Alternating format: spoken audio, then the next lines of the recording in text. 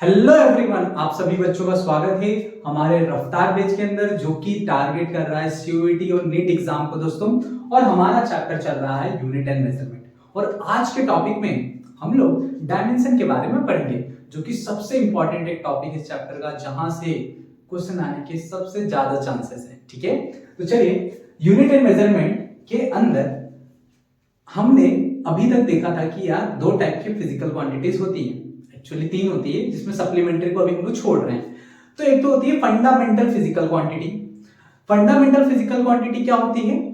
जिसके अंदर जो फिजिकल क्वांटिटी का मेजरमेंट दूसरों पर डिपेंड नहीं करता।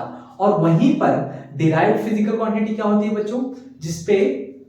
जिसका मेजरमेंट दूसरे फंडामेंटल क्वांटिटी पर डिपेंड करता। तो ये जो डायमेंशन वर्ड है ना, ये जो डायमेंशन वर्ड है बच्चों, ये आपको ये बताता है कि किसी भी डिराइव्ड क्वांटिटी में फंडामेंटल क्वांटिटी की कितनी पावर है। ठीक है, ये क्या बताता है? It represent the power of fundamental quantity, है ना। फंडामेंटल क्वांटिटी के पावर बताता है किसके अंदर? इन अ डिराइव्ड क्वांटिटी के अंदर। ठीक है, इन अ डिराइव्ड क्वांटिटी के अंदर। आपको ये बात याद रखनी है। तो किसी भी डिराइव्ड क्वांटिटी में कितने फंडामेंटल पावर्स है ना, फंडामेंटल क्वांटिटी की कितनी पावर्स है, ये आपको डायमेंशन बताता है। अब इसको लिखने का तरीका है जो कि बहुत सिंपल है। सबसे पहले हम सारे फंडामेंटल क्वांटिटी लिख लेते हैं। आप लोगों को अगर याद होगा, हमारे जो सारे फंडामेंटल क्वांटिटी है, वो पहला है मास, दूसरा है लेंथ, तीसरा है बच्चों टाइम, चौथा है टेम्परेचर, पांचवा है इलेक्ट्रिक करंट, है ना, और हमारा सिक्स्थ है हमारा अमाउंट ऑफ सब्सटेंस,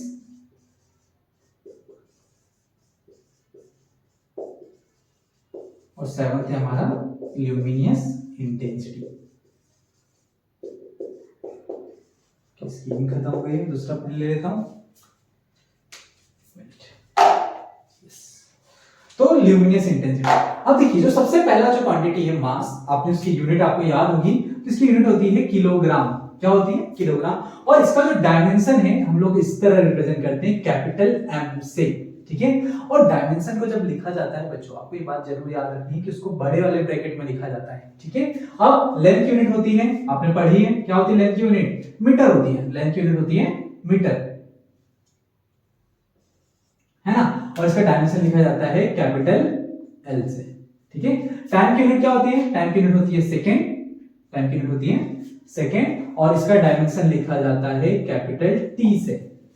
टेम्परेचर की यूनिट होती है केल्विन। क्या होती है? केल्विन। और इसका डायमेंशन किससे लिखा जाता है? इसका डायमेंशन लिखा जाता है कैपिटल के से, या किसी किसी बुक में इवन हम लोग थीटा का भी यूज करते हैं टेम्परेचर के डायमेंशन को रिप्रेजेंट करने के लिए। उसके बाद आता है इलेक्ट्रिक करंट, इसकी यूनिट होती है एम्पियर, और इसका डायमेंशन लिखा जाता है कैपिटल ए से। और किसी किसी बुक में कुछ नहीं, यही यूज होता है। उसके बाद अमाउंट ऑफ सब्सटेंस, इसका जो डायमेंशन होता है, यूनिट होती है मोल, और इसका जो डायमेंशन होता है हम लोग लिखते हैं कैपिटल एन से, और किसी किसी बुक में इसको MOL भी लिख दिया जाता है। ठीक है, तो दोनों चलेगा, अगर आपको एग्जाम के अंदर ऐसा कुछ दिखा है तो भी सही है। ल्यूमिनियस इंटेंसिटी, इसकी यूनिट होती है कैंडला, इसका डायमेंशन लिखा जाता है कैपिटल जैसे, और किसी किसी बुक में स्मॉल सी डी, ठीक है, ऐसा भी लिखते हैं वो लोग डायमेंशन के लिए। तो ये डिपेंड करता है बुक टू बुक। आप लोग ये याद रखिए, बेसिक है ये जो फर्स्ट लाइन में लिखा है। कुछ बुक्स में इसका रिप्रेजेंटेशन दूसरा भी है। तो अभी मैं आपको बताता हूं कि ये तो हमने फंडामेंटल क्वांटिटी के डायमेंशन लिख लिए। अब किसी भी डिराइव्ड क्वांटिटी का डायमेंशन कैसा लिखा जाएगा?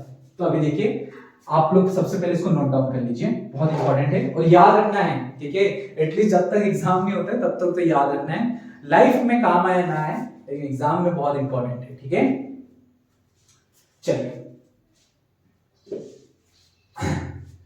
मैं इसको रफ कर देता हूं।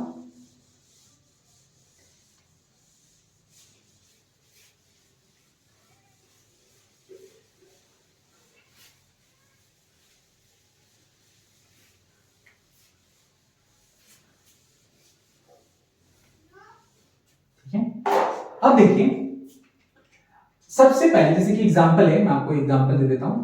एग्जांपल, आपको डिस्प्लेसमेंट का लिखना है, ठीक है, या डिस्प्लेसमेंट या डिस्टेंस, जो भी आप दोनों से ले सकते हैं, दोनों लेंथ ही रिप्रेजेंट करते हैं, है ना। अच्छा, यूनिट क्या होती है? मीटर। अब देखिए, एक ही है ना मीटर, क्या यहाँ पे किलोग्राम दिख रहा है यूनिट में? नहीं। तो अब देखो डायमेंशन क्या होगा, मास की यूनिट तो है नहीं, लेंथ की यूनिट है 1, तो L1, और T टाइम नहीं है तो 0, ठीक है। दूसरा ले लीजिए, मान लीजिए एग्जांपल के तौर पर स्पीड, है ना, या वेलोसिटी। होता है फॉर्मूला क्या होता है इसका? Distance upon time. क्या फॉर्मूला होता है? Distance upon time. अगर मैं वेलोसिटी की बात करता हूं तो फॉर्मूला होता है डिस्प्लेसमेंट अपॉन टाइम। और अगर आप यूनिट की बात करेंगे तो हमने अभी सीखा था लास्ट वीडियो में, यूनिट होती है इसकी मीटर पर सेकंड। तो देखिए, यूनिट में कहीं पे भी किलोग्राम दिख रहा है क्या? मास दिख रहा है क्या? नहीं। तो मास हो गया 0, मास का कोई भी टर्म नहीं, मतलब 0। लेंथ की टर्म कितनी है? यह मीटर एक बार है तो 1। टाइम की कितनी टर्म्स है? सेकंड एक बार है, लेकिन डिवाइड में है तो t - 1, और इसको हम लोग ने लिख दिया इस तरह। अब आपको मैं और देता हूं, रिलेटेड भी एक्सेलरेशन। एक्सेलरेशन क्या होता है बच्चों? वेलोसिटी अपॉन टाइम फॉर्मूला था, वेलोसिटी अपॉन टाइम। आपको अगर यूनिट याद होगी तो मीटर पर सेकंड स्क्वायर हमने यूनिट निकाली थी इसकी, बेसिक है ये तो, फंडामेंटल है, तो बहुत ही बेसिक यूनिट है, मीटर पर सेकंड स्क्वायर निकाली थी हमने। तो इसका डायमेंशन क्या होगा? देखिए, m 0 किलोग्राम नहीं है। लेंथ की एक यूनिट है, यस एक यूनिट है। टाइम की कितनी यूनिट है? 2 है, सेकंड स्क्वायर है, लेकिन डिवाइड में तो t - 2। अब आप लोग मुझे बताना फोर्स की क्या होगी? फोर्स की, मैं फोर्स की बात करता हूं तो क्या होगा बताइए। तो आप लोगों का अगर यूनिट याद होगा तो न्यूटन होती है इसकी यूनिट, या इसी को हम लोग ने किलोग्राम मीटर पर सेकंड स्क्वायर भी लिखा था। Mass into acceleration, formula is the mass into acceleration. तो कितने हैं किलोग्राम? एक बार है ना, मास की यूनिट एक है ना, तो m1 बच्चों। लेंथ की यूनिट कितनी है? अरे बताओ, लेंथ की यूनिट है एक बार मीटर। टाइम की यूनिट कितनी है? 2 बार, तो t - 2, ठीक है। और मैं आपको बताता हूं, लेट इट बी, फिफ्थ में ले लेता हूं मोमेंटम, है ना। फॉर्मूला होता है mass into velocity, mv। Unit होता है kg मीटर पर सेकेंड, है ना।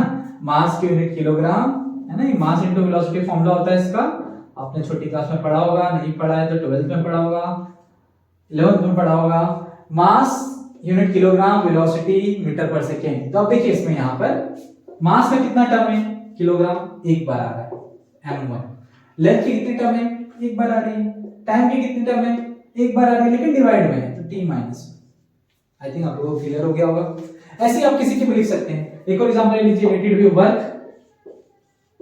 है ना। वर्क फॉर्मूला क्या होता है?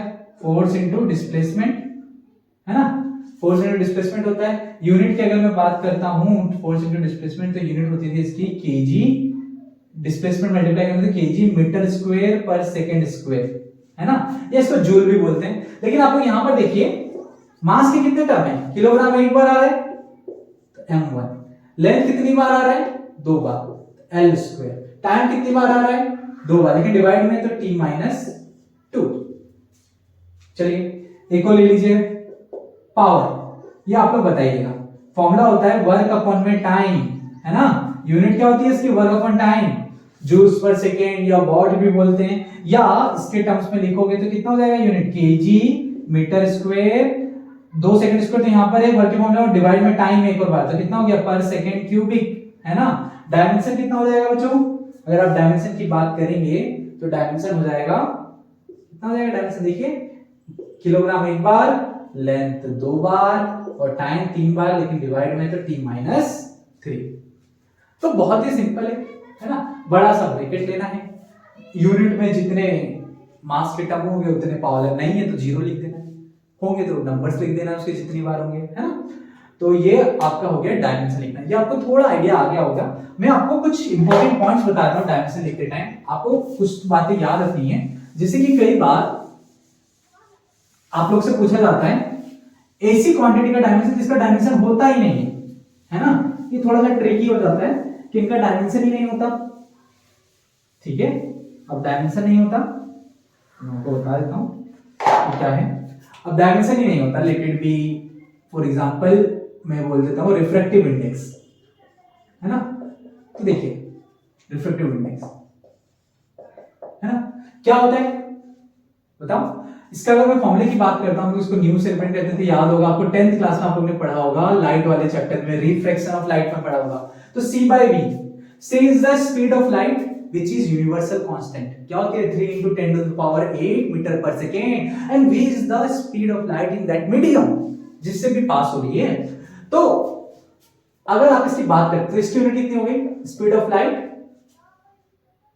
है ना, एयर और वैक्यूम जो कि यूनिवर्सल कांस्टेंट है, और ये भी वेलोसिटी है ना, ये स्पीड ऑफ लाइट है मीडियम के अंदर, तो इसकी यूनिट भी मीटर पर सेकंड। क्या ये मीटर पर सेकंड कैंसिल हो गया?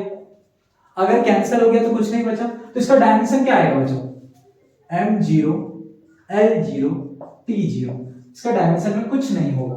तो आपको ध्यान रखना है कि कभी कभी एग्जाम में ऐसे फिजिकल क्वांटिटी भी आ जाती है जिसका डायमेंशन कुछ भी नहीं होता है। और मैं आपको एग्जांपल देता हूं, और आपको एक और बात याद रखनी है, जैसे कि दो हमने जो सप्लीमेंट्री फिजिकल क्वांटिटी पढ़ा है, क्या क्या पढ़ा था हम लोगों ने, सप्लीमेंट्री फिजिकल क्वांटिटी, एक था प्लेन एंगल, है ना, और एक था ये सॉलिड एंगल। इनकी मैंने आपको यूनिट बता दी थी, है ना। ये दोनों डायमेंशन लेस होती है बच्चों, है ना, प्लेन एंगल और सॉलिड एंगल, ये दोनों क्या होती है, इनकी यूनिट्स तो होती है, दे हैव यूनिट्स, ठीक है, दे हैव यूनिट्स। क्या क्या यूनिट होती है, इसकी यूनिट होती है रेडियन, है ना, और इसकी यूनिट होती है स्टेरेडियन, लेकिन दोनों की दोनों डायमेंशन लेस है, ठीक है, क्योंकि इसमें लेंथ और उसका कोई टर्म ही नहीं होता। जैसे अगर आप मैं एंगल की बात करता हूं तो एंगल क्या होता है, आर्क और रेडियस का रेशियो होता है, तो ये दोनों लेंथ कट जाती है, इसलिए इसका कोई डायमेंशन नहीं होता, लेंथ कट गई तो इसका डायमेंशन, लेकिन इसकी यूनिट्स होती है, यूनिट्स डिफाइंड है, लेकिन डायमेंशन नहीं होता। इन दोनों का अगर मैं डायमेंशन की बात करता हूं तो m0 l0 t0, ठीक है। और आपको और एग्जांपल देता हूं, आपको कभी कभी रिलेटिव वाले टर्म्स दिखते हैं, रिलेटिव डेंसिटी बोल देंगे, कभी रिलेटिव ह्यूमिडिटी बोल देंगे, तो जहां पे रिलेटिव वर्ड आ जाए तो वो दूसरे के साथ कंपेयर हो रहा है, ठीक है। तो अब जैसे कि मैं आपको बताता हूं रिलेटिव डेंसिटी, ठीक है, तो क्या होता है इसका फॉर्मूला अगर मैं बात करता हूं तो डेंसिटी ऑफ मीडियम, है ना, और किसके साथ कंपेयर किया जाता है, डेंसिटी ऑफ वाटर के साथ। किसी भी मीडियम का कंपेयर किया जाता है डेंसिटी ऑफ वाटर के साथ 4 डिग्री सेल्सियस पर। मैक्सिमम डेंसिटी होती है वाटर की 1000 केजी पर मीटर क्यूबिक, वो छोड़ो, बट डेंसिटी ऑफ वाटर के साथ कंपेयर किया जाता है। लेकिन क्या होता है, इसकी यूनिट हो गई, क्या हो गई, डेंसिटी यूनिट हो गई ऊपर वाले की केजी पर मीटर क्यूबिक, नीचे वाले की केजी पर मीटर क्यूबिक, कोई टर्म बचता ही नहीं है, सब कैंसिल हो गया, कुछ बचता ही नहीं है। तो डायमेंशन क्या आ जाता है, m0 l0 t0। सिमिलरली बच्चों जो आपके ट्रिग्नोमेट्रिक फंक्शंस होते हैं, ट्रिग्नोमेट्रिक फंक्शन, है ना, ट्रिग्नोमेट्रिक फंक्शन, है ना, या आपके बोलो एक्सपोनेंशियल फंक्शन, ये याद रखना है ना, एक्सपोनेंट्स, ये कुछ ऐसे फिजिकल क्वांटिटीज जिनके डायमेंशन नहीं होते, जैसे एक्सपोनेंशियल जो फंक्शंस होते हैं, है ना, और लॉगरिथम फंक्शंस होते हैं, इनके भी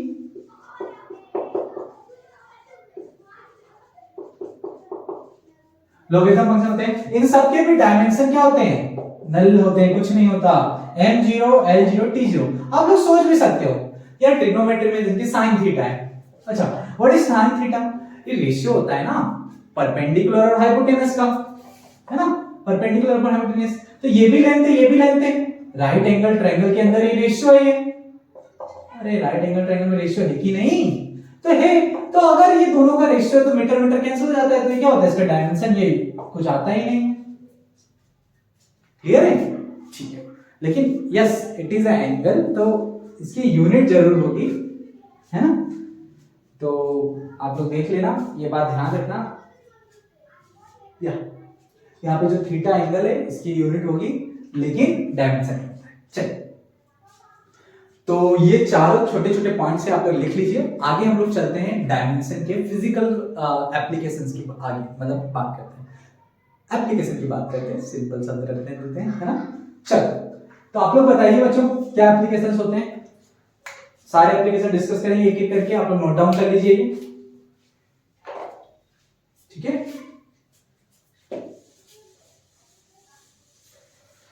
अच्छा, एप्लीकेशन पे जाने से पहले आप लोग ने आई थिंक पढ़ा था अभी कि क्या पढ़ा था हम लोगों ने पढ़ा था ग्रेविटेशनल कांस्टेंट। उसका डायमेंशन निकाल कर बताइए जब तक आप लोग, जब तक मेरे बोर्ड इरेज कर रहा हूं।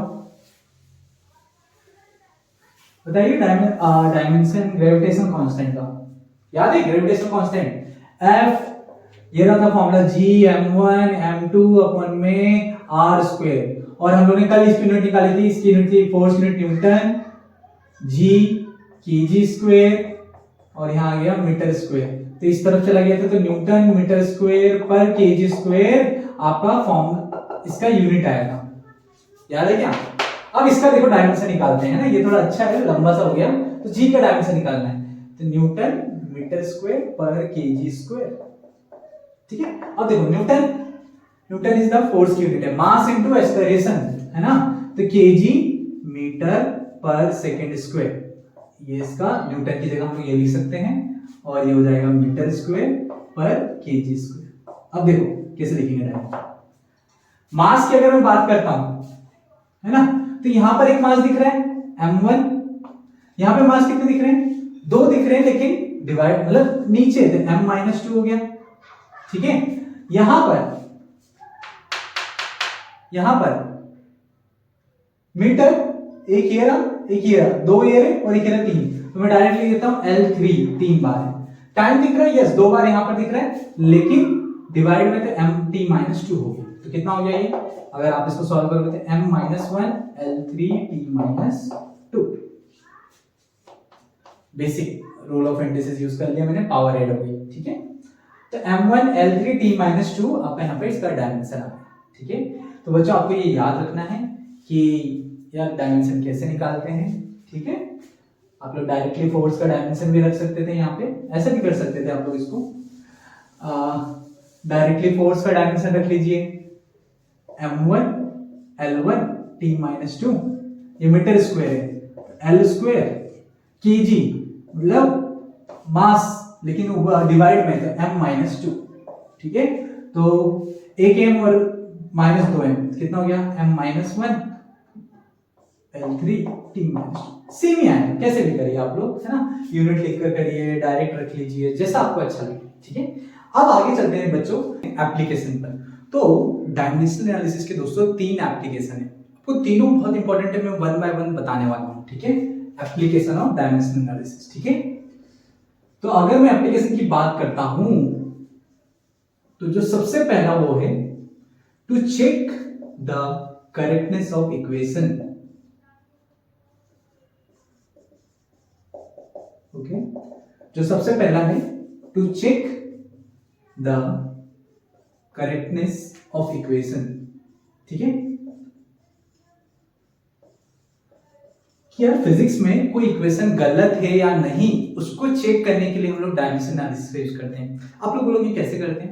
तो उससे पहले मैं आपको एक इंपॉर्टेंट बात बता देता हूं, जिसको बोलते हैं प्रिंसिपल ऑफ होमोजेनिटी। क्या बोलते हैं बच्चों? प्रिंसिपल ऑफ होमोजेनिटी, ठीक है। अब ये बहुत ही सिंपल बात है, प्रिंसिपल ऑफ होमोजेनिटी क्या बताता है? प्रिंसिपल ऑफ होमोजेनिटी कि यार सेम टाइप की चीज सेम टाइप से जुड़ जाती है। फॉर एग्जांपल आपने मैथ्स में देखा होगा 2x प्लस x कितना हो जाता है? 3x हो जाता है। यार 2 आम प्लस 3 आम 5 मैंगो हो जाते हैं, 2x प्लस x 3x हो गया। तो सेम टाइप से जुड़ जाता है। लेकिन आपने कभी सोचा है क्या मिल्क और मैंगो ये ऐड हो सकता है क्या? नहीं। तो अलग अलग टाइप की आप क्वांटिटी को ऐड नहीं कर सकते हो, है ना। तो सेम वे जो फिजिक्स के अंदर जो सेम टाइप की फिजिकल क्वांटिटी होती है वो सेम टाइप की फिजिकल क्वांटिटी से ऐड अप हो जाती है। मतलब मास से जुड़ जाता है, लेंथ से जुड़ जाता है, टाइम से जुड़ जाता है। लेकिन ऐसा नहीं होगा कि लेंथ को आप टाइम से ऐड कर दोगे, ठीक है। तो this is the basic principle that is known as principle of homogeneity. Homogeneity मतलब समानता, होमोजेनिटी मतलब समानता बच्चों, ठीक है। तो सेम चीज सेम से जुड़ जाएगी। जिस तरह ये जुड़ रहा है ना x सिंपल अलजेब्रा में आपने पढ़ रखा है 2x प्लस x 3x होता है, उसी तरह अगर कोई भी फिजिकल क्वांटिटी वो होती है वो जुड़ जाती है। लेकिन आप समझिए 2 किलो और 10 सेकेंड नहीं जुड़ेगा, क्योंकि 10 second is a time, 2 kilo is the mass, ठीक है। तो ये ऐड नहीं होगा। 2 kilo plus 4 kilo is equal to 6 kilo, ठीक है। चलिए, तो ये आपको याद रखना है, मैं आपको ये बताऊंगा नहीं। हम लोगों ने पढ़ रखा है ये ऑलरेडी। चलो सबसे पहले मैं आपको एक इक्वेशन देता हूं एग्जांपल के लिए। लेकिन मैंने आपको एग्जांपल के लिए इक्वेशन दी s equal to the ut plus half a t square. आपको बोला मैंने इसका डायमेंशन एनालिसिस से बताओ ये सही है कि नहीं।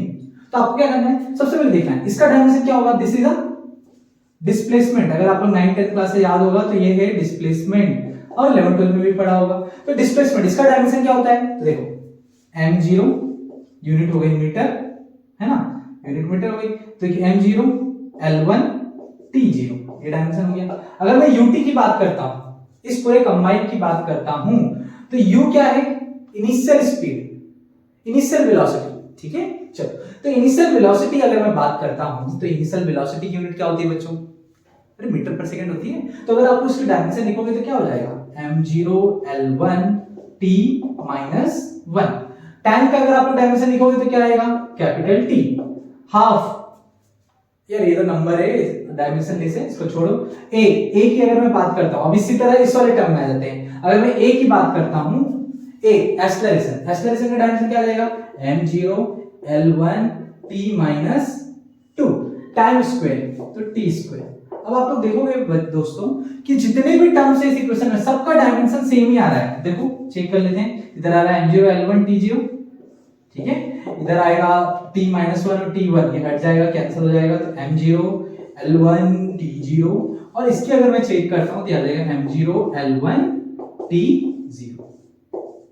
कोई आपको डाउट है, आप तीनों का देखिए डायमेंशन सेम ही आ रहा है, तो हर टर्म का डायमेंशन सेम है। तो यस, अगर इसका डायमेंशन सेम है तो इससे ऐड हो सकती है, ये सेम टाइप का फिजिकल क्वांटिटी हुआ, इस पूरे का मतलब सेम हुआ, ठीक है।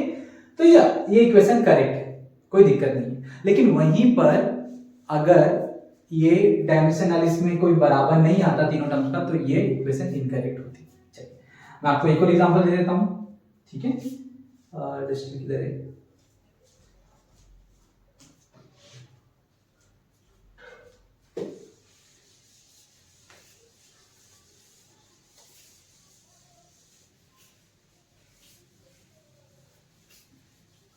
मान लेते हैं आपके पास है mgh equal to half mv square, ठीक है। अब मैंने आपको बोला कि इसको चेक करो डायमेंशनली करेक्ट है कि नहीं, ठीक है। अभी देखिए, है ना, अगर आप लोग चेक करोगे तो m मास है, dimension let it be m हो गया।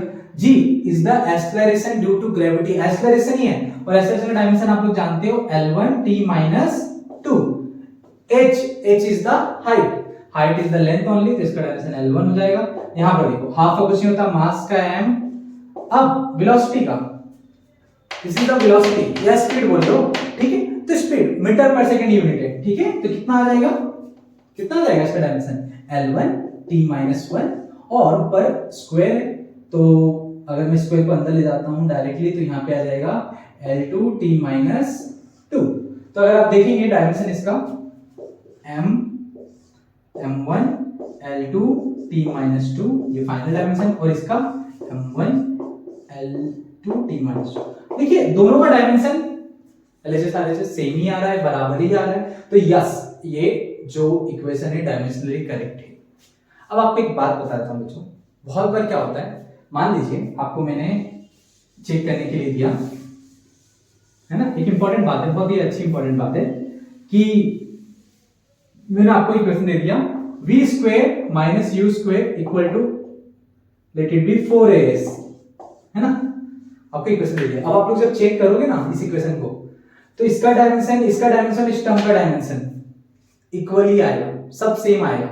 तो आपको लगेगा यार ये तो सही आ रहा है, तो क्या ये इक्वेशन सही है, लेकिन नहीं, यहां पर ये जो कांस्टेंट है वो अलग है। तो मैं आपको बता देता हूं, अगर कोई इक्वेशन, ये बात याद रखनी है, डायमेंशनली इनकरेक्ट है, अगर गलत है तब तो वो गलत ही है, इक्वेशन गलत ही है, मतलब कोई कुछ गलती नहीं है। लेकिन कोई डायमेंशनली करेक्ट है, कोई इक्वेशन अगर डायमेंशनली करेक्ट है,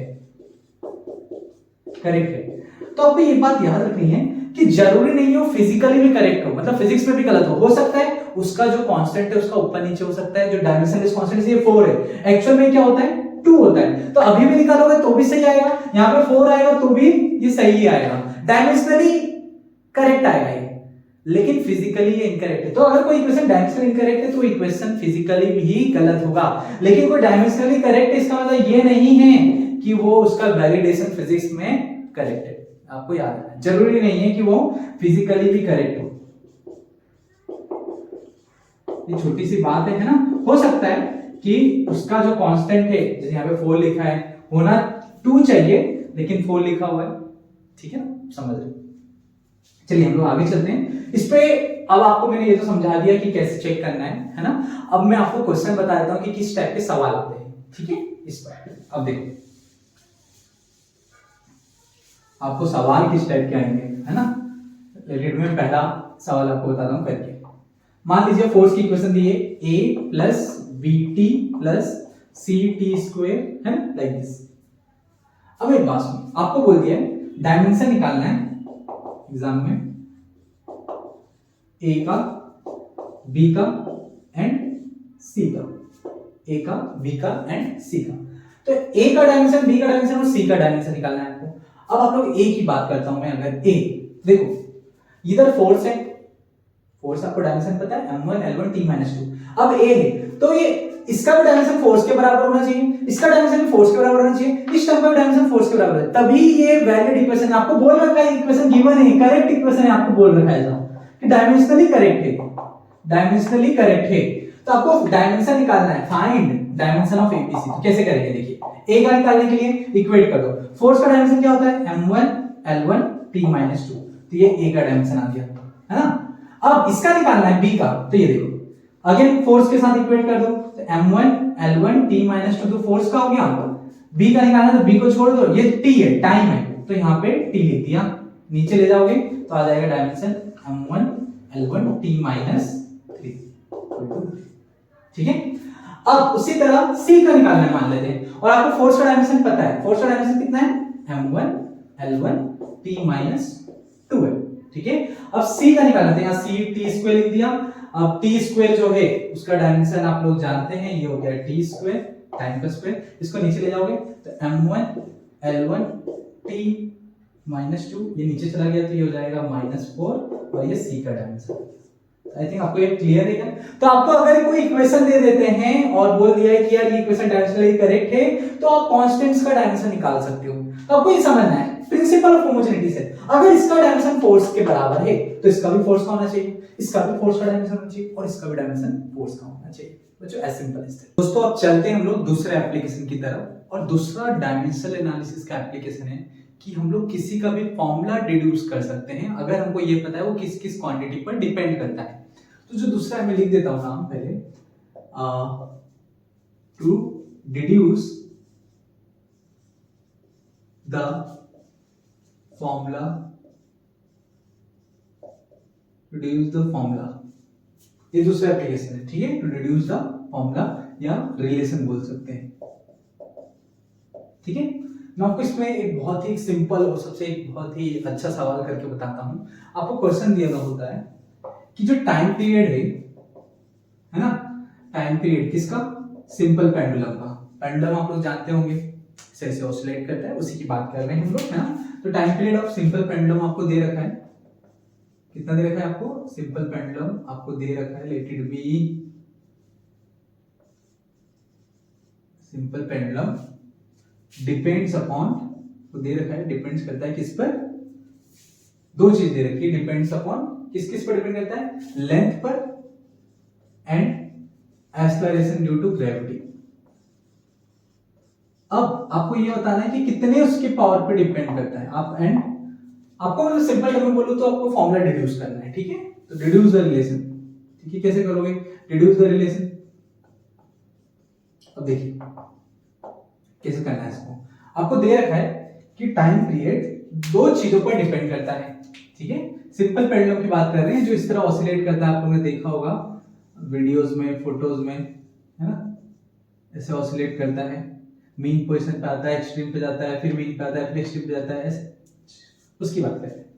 तो जो टाइम पीरियड आपको दे रखे हैं किस किस पे डिपेंड कर रहा है, लेंथ पे कर रहा है। अब कितना डिपेंड कर रहा है आपको नहीं पता, तो मान लेते हैं ए की पावर, ठीक, कुछ भी ले सकते हो आप लोग जो आपको रखना है ना। और दूसरा किस पर डिपेंड करता है, जी पर, लेकिन हमको नहीं पता कितना डिपेंड कर देता है, मान लेते हैं बी इतना डिपेंड कर रहा है, b टू द पावर होगा उसको जितना डिपेंड कर रहा है। तो अगर मैं इसको करता हूं दोस्तों तो ये आ जाएगा यहाँ पे constant k l a g b। This k is a dimensionless constant, है ना। हमने प्रोपोर्शनलिटी का साइन हटाया है, फिजिक्स क्या बोलता है या बेसिक मैथमेटिक्स क्या बोलता है कि प्रोपोर्शनलिटी का साइन हटाते हैं और एक कांस्टेंट लगाते हैं, तो this is a dimensionless constant, ठीक है। अब मेरी बात सुनिएगा, तो अगर ये इक्वेशन करेक्ट है तो डायमेंशनली भी करेक्ट होना चाहिए, दोनों बराबर होना चाहिए। तो t का जो डायमेंशन होगा वो इसका डायमेंशन होगा। तो देखिए t का डायमेंशन लिख देता हूं मैं, t का डायमेंशन लिख दिया, t is the time period, तो कैपिटल T आ गया, ठीक है। और k डायमेंशनलेस कांस्टेंट है उसका भूल जाइए। Length l is the length, length का डायमेंशन क्या होता है l, लेकिन इसकी पावर कितनी दे रखी है a, ठीक है। g is the acceleration, acceleration क्या होता है डायमेंशन में लिखा है m0, है ना, l1 t माइनस 2 और पावर कितनी दे रखी है b। अब दोस्तों ये जो पावर है ये पूरे ब्रैकेट के बाहर है, तो अगर आप अंदर लेकर जाएंगे तो ये हो जाएगा, यहां कर देता हूं, अगर आप अंदर लेकर जाएंगे तो ये हो जाएगा t इस तरफ और लेंथ की पावर में a। मैं अगर सबको कंबाइन कर देता हूं तो ये जाएगा m के पावर में 0, ये b अब अंदर लेकर जा रहा हूं मैं, l के पावर में b, t के पावर में -2b। अगर मैं ढंग से लिखना चाहूं तो मैं ऐसा भी लिख सकता हूं, यहां पर क्या है, टाइम का डायमेंशन t है ना सिर्फ, तो ये m0 है, l भी 0 है और t 1 है। आप ऐसा भी इसको लिख सकते हैं क्योंकि बाकी टर्म तो 0 है, ठीक है। अब आप लोग क्या करो, देखो अगर आप ध्यान से देखोगे तो m0 इधर l के दो टर्म से दोनों ऐड हो जाएगी, पावर से ऐड हो जाएगी और कुछ इस तरह। अब क्या करना है, आपको a और b की वैल्यू चाहिए। अगर आप a और b की वैल्यू लिखोगे इस पे तो आपका फॉर्मूला डिड्यूस हो जाएगा, सिंपल सी बात है। तो आपको क्या करना है दोस्तों, कंपेयर करना है। क्या करना है, कंपेयर करना है। तो क्या करेंगे हम लोग, कंपेयर करके देखेंगे। तो चलो आपको इक्वेशन मिल गई है, हम लोग कंपेयर करके देखते हैं। तो दोनों को कंपेयर करेंगे, ठीक है। तो अगर आप कंपेयर करोगे, चलिए इसको इक्वेशन को ऊपर लिख लेते हैं, थोड़ा जगह हो जाएगा कंपेयर करने के लिए, है ना। इसको ऊपर ही लिख देता हूं। ये आया था हमारा m0 l0 t1 और इस तरफ आया था मेरा m0 l की पावर में a प्लस b और t की पावर में -2। अब हमने बोला इसको कंपेयर कर लो, तो अब कंपेयर करेंगे तो मास की पावर कंपेयर हो जाएगी, इक्वेट कर सकते हो, लेंथ की पावर इक्वेट कर सकते हो, टाइम की पावर इक्वेट कर सकते हो, ठीक है। चलिए करते हैं। तो ये आ जाएगा लेंथ की अगर मैं पावर इक्वेट करता हूं, l को कंपेयर करता हूं, अगर l को कंपेयर करता हूं, देखो इधर क्या है 0, इधर कितना है a प्लस b। अब t को अगर मैं कंपेयर करता हूं, m को कंपेयर करने का कोई फायदा नहीं है, दोनों की पावर में 0 है, तो इधर है t के में 1 और इधर है -2b। तो b का आ गया वैल्यू, कितना आ गया, b का value 1/2 equal to b। This is the relation for b के लिए। और इसको जैसे यहाँ पे पुट करोगे तो यहाँ आ जाएगा, ये आ जाएगा, जैसे आप पुट करेंगे तो ये आ जाएगा 0 इक्वल टू a, ये हो जाएगा -1/2, है ना। और इस तरफ से आएगी तो 1/2 इक्वल टू a। आ गया बच्चों आंसर, a की भी वैल्यू मिल गई, b की भी मिल गई। तो जो फाइनल फॉर्मूला आया हमारा वो कितना आएगा, आपको जो रिलेशन बोला था डिड्यूस करने के लिए वो यहाँ पे पुट कर दो, इस इक्वेशन में पुट कर दो, इस वाले में, इसमें पुट कर दीजिए, ठीक है। आपके पास आंसर आ जाएगा। तो टाइम पीरियड कितना आएगा आप लोग बताइए।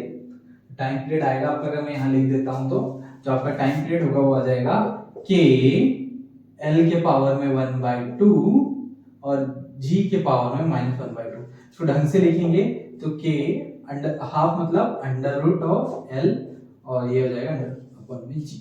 तो ये आ गया आपका फाइनल आंसर। एग्जाम में क्या होता है, आपसे ये पूछ लिया जाता है कि यार कितने पावर डिपेंड करता है, मतलब लेंथ पे डिपेंड करता है, आपसे बोलेंगे a और b की वैल्यू बता दो, ऐसे सवाल आते हैं, ठीक है। चलिए मैं आपको और अच्छे से समझाने के लिए एक और एग्जांपल ले लेता हूं।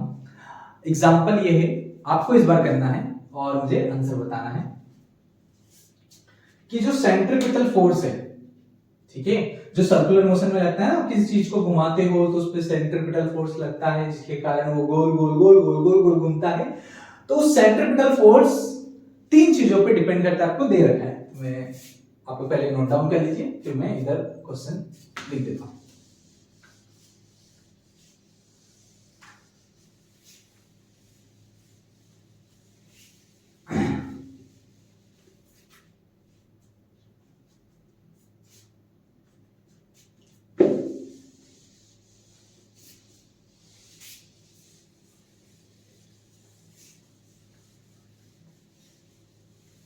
ओके, तो आपको क्वेश्चन दिया है बच्चों कि क्वेश्चन दिया है कि सेंट्रीपिटल फोर्स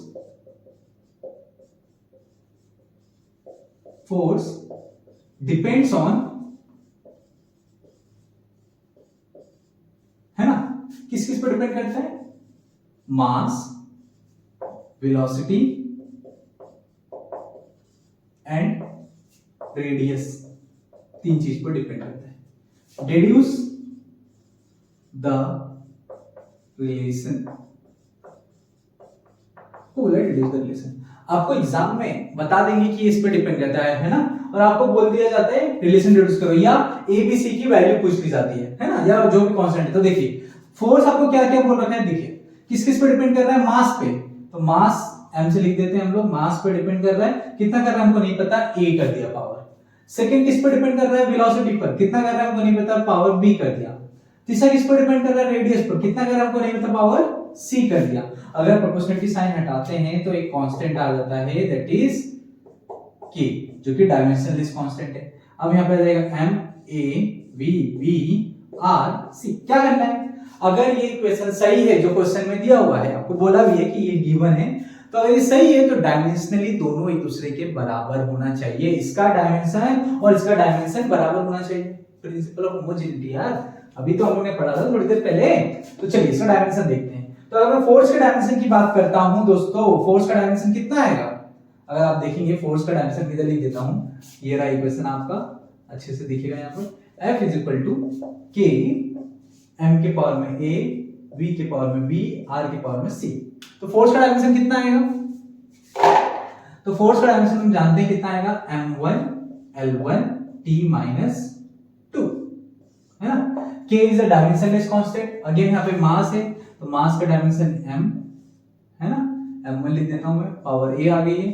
वेलोसिटी का जो डायमेंशन होता है m0 l1, वेलोसिटी का यूनिट होता है मीटर पर second, m0 l1 t minus 1, और रेडियस इज अगेन लेंथ, तो इसको लेंथ लिख देता हूं मैं, और पावर c इधर पावर b, ठीक है। चलिए तो m1 l1 t minus 2 इधर आ गया ma, है ना। अगर मैं एक साथ लिख दूं, इधर आ जाएगा, जीरो तो गया तो हट गया, तो कोई फर्क नहीं पड़ता, तो आ जाएगा lb t के पावर में माइनस b, और ये जाएगा lc, ठीक है।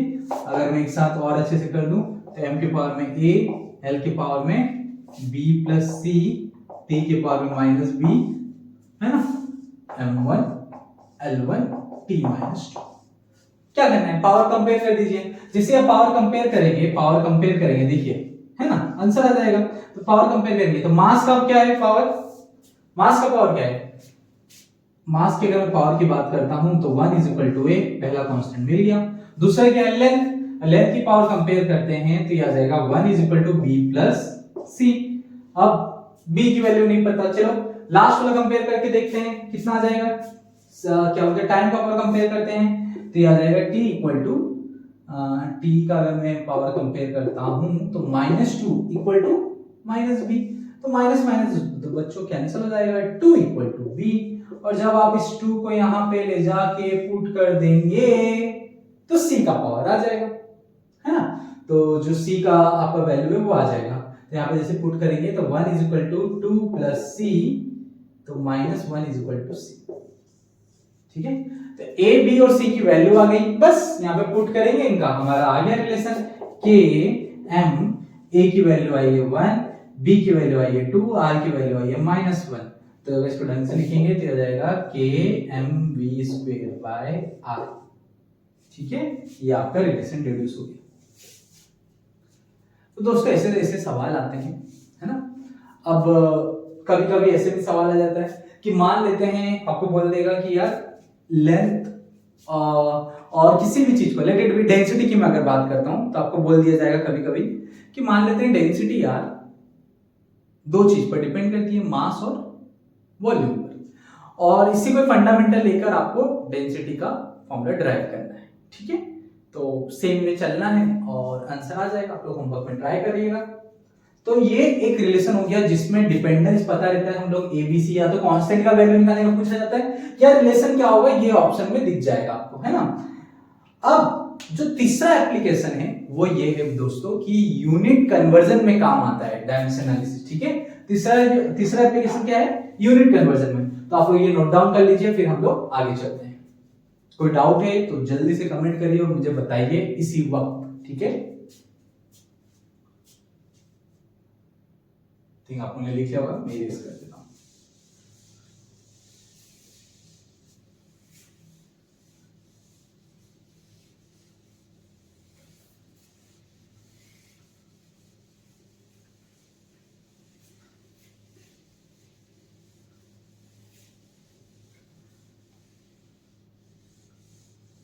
चलिए, जो तीसरा और लास्ट एप्लीकेशन है डायमेंशन एनालिसिस का वो ये है to convert the unit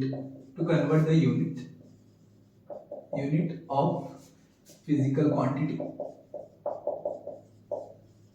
अब मान लीजिए, इसका मैं मतलब समझा देता हूं। मान लो आपको कोई ये भी फिजिकल क्वांटिटी ऐसा यूनिट में दे रखी है, मान लेते हैं फोर्स आपको ऐसा यूनिट में दे दिया, बोला यार सीजीएस में कन्वर्ट करके बताओ, या आपको एनर्जी ऐसा यूनिट में दे रखा है, बोला उसको सीजीएस में करके बताओ।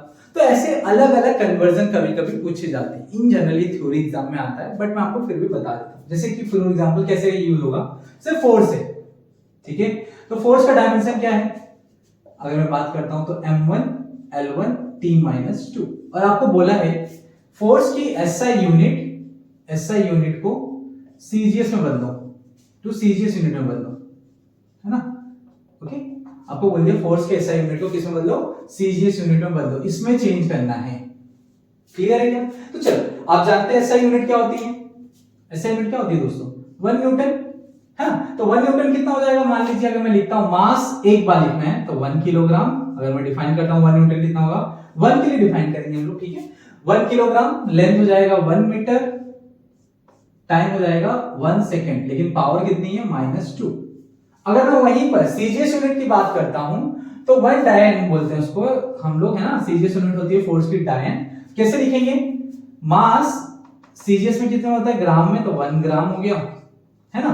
और लेंथ हो जाएगा 1 सेंटीमीटर सीजीएस यूनिट में, और जो टाइम होता है 1 सेकंड हो जाएगा, लेकिन यहाँ पे पावर -2 है तो -2 लिख दिया। बस कुछ नहीं करना है, दोनों को क्या करना है बच्चों, डिवाइड कर देना है, आपका आंसर आ गया। चलिए करके देखते हैं, इन दोनों को डिवाइड कर दीजिए, ठीक है। जिसे डिवाइड करेंगे आप लोग समझिएगा एक बात, क्या मैं 1 केजी को ये लिख सकता हूं, क्या मैं 1 केजी को लिख सकता हूं 1000 ग्राम होता है ना। क्या मैं वो लिख सकता हूं 1 मीटर को कि ये 100 सेंटीमीटर होता है ना। जैसे आप ये लिखेंगे, आप देखिएगा, देखिए यार ये कैंसिल हो गया, कट्टी, ठीक है। निकालो तलवार और उड़ा दो, और धड़ धड़ धड़ धड़, ठीक है, सब कैंसिल हो गए। इधर कितने जीरो बच गए, 1 2 3 4 5, इधर आ गया 1 न्यूटन, इधर आ गया 1 डायन, और इसको उस तरफ लेकर चले जाएंगे तो आंसर आ गया आपका। जैसे उस तरफ ले जाओगे तो क्या आ जाएगा, 1 2 3 4 5 10 to the power 5, और इसको उस तरफ ले जाएंगे 10 power 5 डायन, ठीक है। ये वो वाले डायन नहीं है, अरे भूत पिशाच वाली डायन होती है ना, जो तुमको सपनों में आती है, ठीक है, ये वो नहीं है। This is a CGS unit, जिसका नाम डायन है, ठीक है। अब आपको दोस्तों में एक क्वेश्चन दे रहा हूं, ये बहुत ही सिंपल चीज है। आपको क्या करना है, एनर्जी की यूनिट, मैं आपको एक होमवर्क के लिए दे रहा हूं, ये होमवर्क के लिए क्वेश्चन है, ठीक है। एनर्जी की एसआई यूनिट, मैं इसका डायमेंशन भी बता देता हूं। एनर्जी का डायमेंशन होता है m1 l² t-2, है ना, ये डायमेंशन होता है इसका। आपको इसकी एसआई यूनिट जो कि 1 जूल है, उसको इसके सीजीएस यूनिट में बदलना है। मेरे को नहीं पता 1 जूल कितना होता है, इसका सीजीएस यूनिट होता है अर्ग, है ना, अर्ग। ये इसकी एसआई यूनिट में लिख देता हूं ब्रैकेट में, और ये आपको बताना है कि यहां पर कितने अर्ग होगा ये, और ये इसकी सीजीएस यूनिट है ना। तो 1 जूल को अर्ग में बदलना है, और आपको बताना है कि कितना आंसर आएगा, ठीक है। तो कमेंट में लिखिए कि इसका आंसर कितना आता है, और मुझे बताइए। ये कन्वर्जन, बेसिक कन्वर्जन है, आप लोग को याद होना चाहिए, ठीक है। एक और होमवर्क दे देता हूं कि एक और होमवर्क लिखोगे तो लिख सकते हो आप लोग। आपको एक और होमवर्क दे देता हूं कि, चल मैं ओरली बोल देता हूं आपको। एक और होमवर्क ये है कि जो ग्रेविटेशनल कांस्टेंट होता है उसकी वैल्यू जानते हो क्या होता है, 6.67 × 10⁻11। एसआई यूनिट क्या होती है उसकी, न्यूटन मीटर स्क्वायर पर केजी स्क्वायर। इसको आपको सीजीएस यूनिट में बदलना है, ठीक है। तो आपको सेम मेथड यूज करना है, पहले एसआई यूनिट लिखिए, पहले डायमेंशन देख लीजिए क्या होता है, उसके हिसाब से एसआई यूनिट लिख लीजिए, सीजन यूनिट लिख लीजिए, दोनों डिवाइड कर लीजिए, आंसर आ जाएगा। ठीक है, दैट्स इट। तो बच्चों ये टॉपिक खत्म हो गया डायमेंशन एनालिसिस का। मैं आपको क्वेश्चंस करवा दूंगा जो आपके पीवाईक्यू में आए हुए हैं, किस टाइप के सवाल पूछे जाते हैं, लेकिन ये जो मैंने आपको पढ़ाया ये फंडामेंटल है। कुछ नहीं आया है तो कमेंट करिए, समझ लीजिए, वापस से देखिए, लिख कर देखिए, समझ कर देखिए, लेकिन पढ़ लीजिए। ठीक है, जेई में भी इसका सवाल आता है, इस चैप्टर से एक सवाल बनता है, कभी कभी तो नहीं बनता, लेकिन इन जनरली एक सवाल बनता है जेई में भी, नीट में भी। सेंट्रल यूनिवर्सिटी के एग्जाम में ये चैप्टर आएगा नहीं, लेकिन ये चैप्टर बच्चों फिजिक्स का फंडामेंटल चैप्टर है, मतलब बेसिक चैप्टर है। आपको यूनिट तो समझ आना चाहिए। आपको फिर से बोलता हूँ, जिस तरह मैथ्स में बिना नंबर, जो नंबर्स होते हैं ना 1 2 3 4 5, आप बिना नंबर समझे मैथ्स थोड़ी ना सीख सकते हैं, उसी तरह आप लोग फिजिक्स में यूनिट एंड मेजरमेंट के बिना हम लोग आगे नहीं चल सकते। यूनिट एंड मेजरमेंट के बिना आप लोग एक्सपेरिमेंट नहीं कर सकते, उसके बिना आप ऑब्जर्वेशन नहीं कर सकते, आप उसके बिना लॉज नहीं बना सकते।